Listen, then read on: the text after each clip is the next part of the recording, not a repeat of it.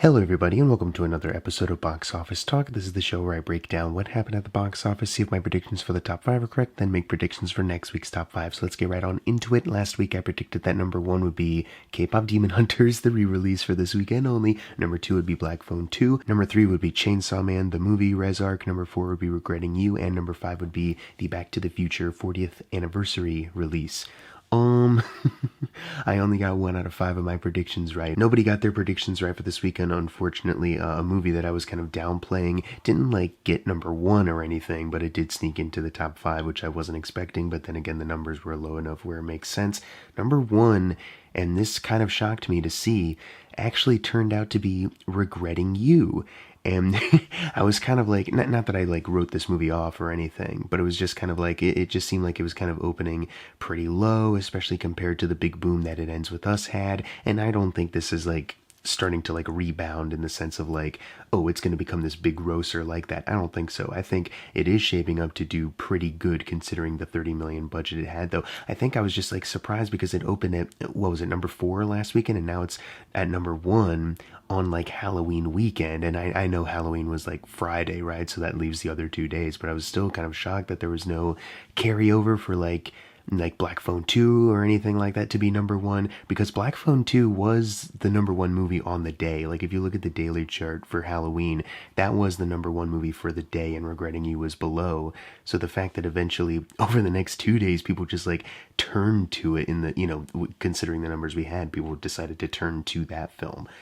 I don't know. It was just kind of surprising. Anyways, it made 8.1 million this weekend, so that just tells you how low these numbers are, how few people are going to the movies. Not big wide releases this weekend, just some that expanded into more theaters and just some holdover stuff. But this does add to a domestic total of 27 million. That places it 121 million away from It Ends With Us. Worldwide, it is sitting at 50 million. So 299 million until It Ends With Us, but it's 10 million shy of doubling its initial production budget of 30 million. So it's probably going to do a little bit better now that they're because I think when I saw where it opened last week, and I was kind of ooh, I mean, maybe they can get past their doubling point, but it just seems like it's opening up to no fanfare. Now it's kind of at a point where it's okay, they might actually be on a sort of kind of better track here now that they've added up a bit more to their total. So yeah, Regretting You was the Halloween sort of weekend winner, which I was not expecting at all. I was not expecting old Coho to be on top here. And what's also interesting is that Mason Thames, somebody posted about this fact, and it's kind of interesting. Mason Thames is the first actor since 1994 to have 3 movies come out in the same year, and all of them reached number 1. So that would be How to Train Your Dragon, Black Phone 2, which was number 1 2 weekends ago, and now Regretting You, since it, bounced back up to number 1 this weekend. Apparently, in 1994, he's the first actor to do this since 1994, which was Jim Carrey, which is kind of astounding to think about, but yeah, congrats on the record break, my dude. And speaking of Black Phone 2, let's just dive into that. That was the only one I got correct this weekend as far as my predictions go, making 8.0 million. So it was so close, but Regretting You just edged it out. Now that adds to a domestic total of 61 million, so that's 29 million away from the original film. Worldwide, it is at 104 million, so that places it 57 million away from the original. But at this point, they have tripled their initial production budget of 30 million. If they get 16 million more, they will quadruple that. Also, if we're talking about the Mason Thames connection, the fact that both movies that he's in, are next to each other in the top 2 right here, they also both cost 30 million. That's just an additional fun fact, I guess. Number 3 is Chainsaw Man, and now that I say that, I'm realizing I was just saying that I only got Black Phone 2 correct for my predictions. I got 2. I got the Black Phone and Chainsaw Man, my bad. But it made 6.0 million, adding to a domestic total of 30 million. Another 30 million, goddamn.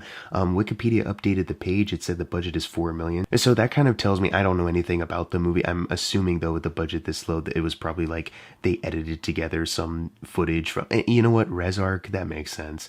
I don't know, did I already talk about this? I might have. Jesus Christ, my brain. I'm sorry if we've gone over this. Worldwide, it adds to a total of 129 million. With the budget they had, obviously they're getting a big return on investment here, but I'm assuming this is already part of a larger kind of franchise fan base thing. So I don't know. I'm kind of struggling for things to talk about still. I do deeply apologize. Number four was K-pop Demon Hunter, so it didn't, it wasn't out of the top five. When I checked the numbers.com, it wasn't listed at all, so I was kind of like, what the fuck? You know what I mean? But then I went to Box Office Mojo just to double check, and literally right before clicking record, and sure enough, there it was in the top five. So it wasn't number one, but it was here. It only made 5.3 million, adding to a domestic total of 24 million.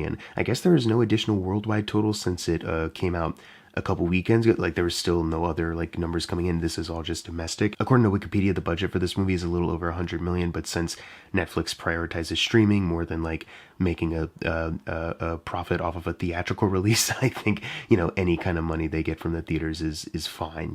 Maybe it's not number one like it was a couple weekends ago, but still. Will anything encourage them to give more theatrical releases a try that aren't just like in the select few theaters they need to be eligible for Oscars? I don't know.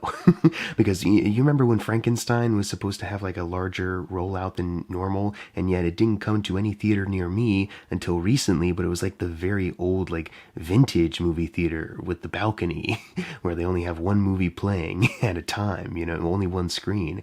So it's like, yeah, it came to a theater near me, but like not like they're promoting like the IMAX aspect ratio of when it came to theaters, and it didn't come to my IMAX theater.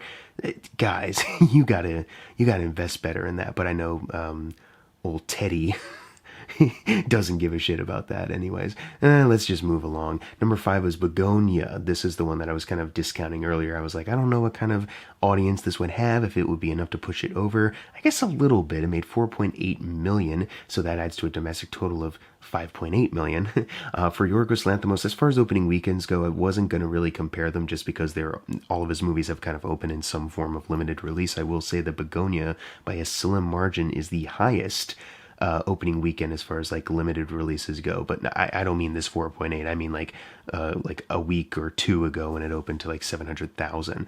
But for his filmography, it has outgrossed Dogtooth and Alps by 5 million. It's 3 million over Killing of a Sacred Deer, and it's squeaked by Kinds of Kindness by a couple 100,000. It needs 4 million until it outgrosses The Lobster. And then worldwide, it is at a total of 11.08. So that's 11 million over Alps, 10 million over Dogtooth, and 1 million over Killing of a Sacred Deer. Needs 5 million until Kinds of Kindness. This is apparently on a budget of 45 to 55 million. So numbers like this right now, yeah, not great. And I know some people are, trying to talk up like, ever since Poor Things, with Kinds of Kindness and this, like, oh, could, so-and-so be going up for an Oscar this time around? Like, is this going to be another one that, gets, award stuff? And I don't know. It may be a little too early to tell. I don't know if this will have the same kind of like continued staying power that like Poor Things did a couple years ago. It's a completely different kind of movie also.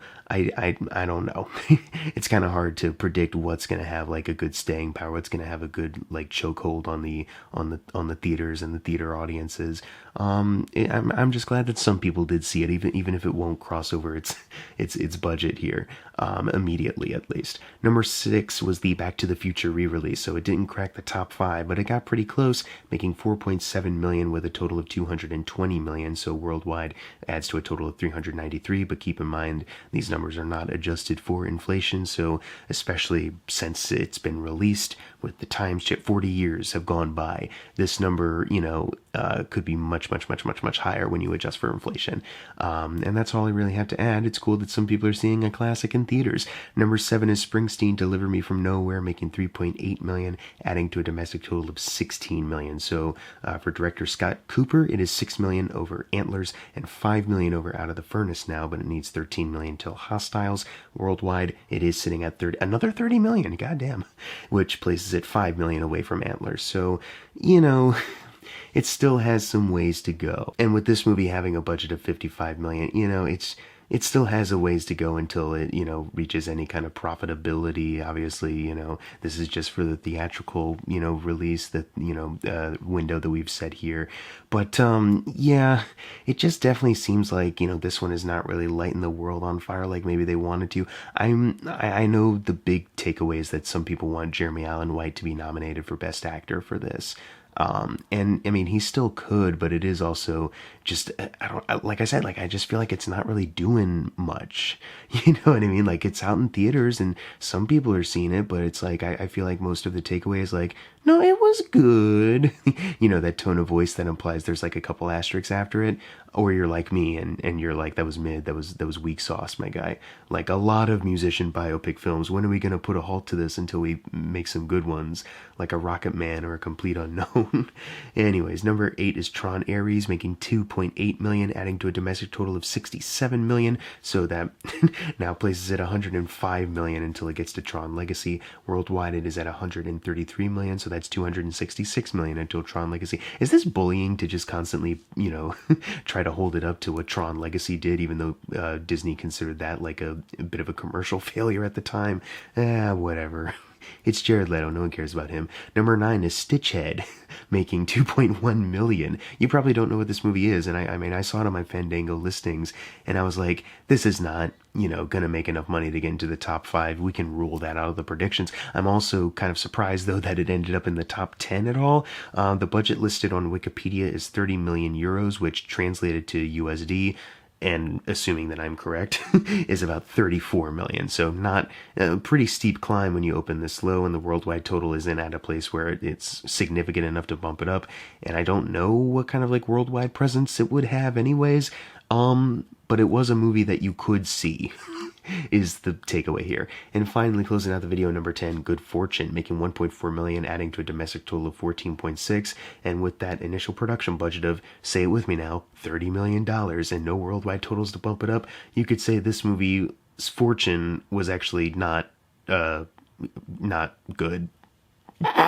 Did I fuck that up? Who cares? It's staying in. Now it's time for the fun part, the predictions for next week's top 5. Number 1, easy, Predator Badlands. Finally, an easy one. However, for the rest of these, we are once again dealing with the problem of like the numbers are so low, and there's like at least 2 movies that are, at least for me when I'm checking like my local theaters, these 2 movies are popping up at all my local ones. But it's like, I don't know how many people actually know about it. Are the numbers low enough though where it could sneak in? My prediction is that number 2 will be Regretting You, and then number 3, Black Phone 2. Number 4, I think could be Sarah's Oil, just based off of it seems like there were more show times for like my theaters. And number 5, I think could be Karen Kingsbury's The Christmas Ring, not to discount the work of famous author Karen Kingsbury, right, and her fan base going to the theater. But these are like Fathom events, so limited screening times. But, you know, you could have a lot of people going in to see it, especially if it's going to be at all 3 theaters that I, you know, that I have in like my local area. So we'll see. We'll see how wrong I am next week. What are your predictions for next week's top 5? Leave them in the comments below. And as always, thank you guys for watching. Make sure to subscribe. I'm Jackson Fulcher. See you guys next time.